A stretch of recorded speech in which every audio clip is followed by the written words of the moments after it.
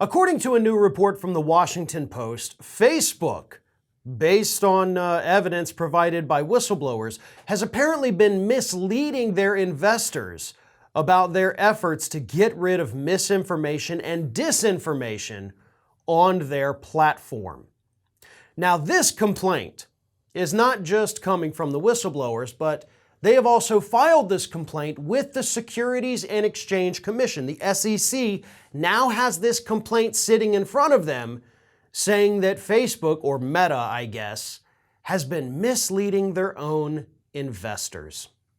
And of course, misleading the public, nobody cares about that. You're not going to get in trouble for it, but oh boy, when you mislead investors, when you potentially cause rich people to lose money, then suddenly, absolutely, you're going to get in trouble for that. Just ask Bernie Madoff compared to any of the other banking CEOs who led our economy straight into the ground, and none of them spent a day in jail, but Bernie Madoff ripped off rich people, so yeah, he got busted for that.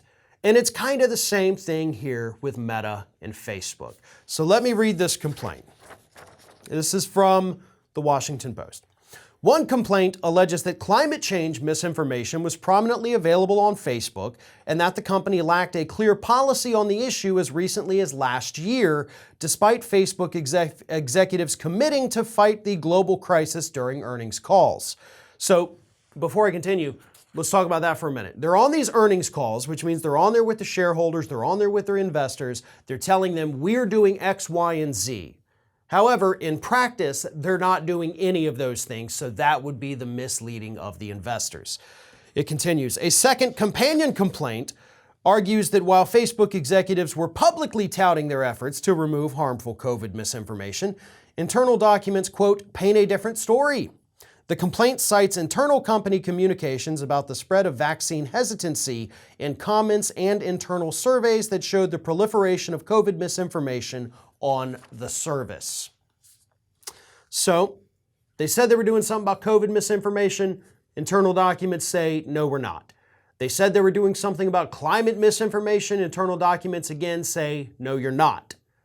So yes, this would, of course, if everything is to be believed, if this is all accurate, this is actually a very easy cut and dry case of misleading the investors. And the investors and shareholders, of course, would have a very winnable lawsuit on their hands against Meta.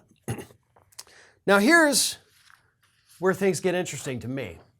We have a statement here from Drew Pusateri, who's a spokesperson for Meta, who said, misinformation makes up a small amount of climate change content in the company's acts, and that it spikes periodically, such as during extreme weather events. Okay, so the times when we should be talking about climate change, right? Extreme weather events, that's the grand opportunity to jump in there, talk about how climate change makes all these things worse. That's when misinformation spikes and you're acting like, hey, there's not a lot of it. Only when we really need to be talking about climate change is there all of this misinformation all over our website that we're clearly not doing anything about.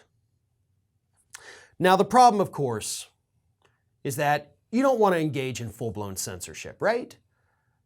We've got plenty of people on the right, plenty of people on the left who say that, no, we can't be censoring these platforms. We have a First Amendment right. Meta and Facebook are private company. There's no First Amendment issue here.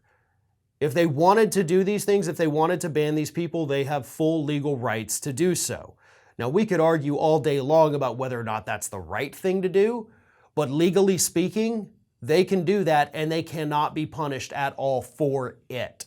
So let's make that crystal clear.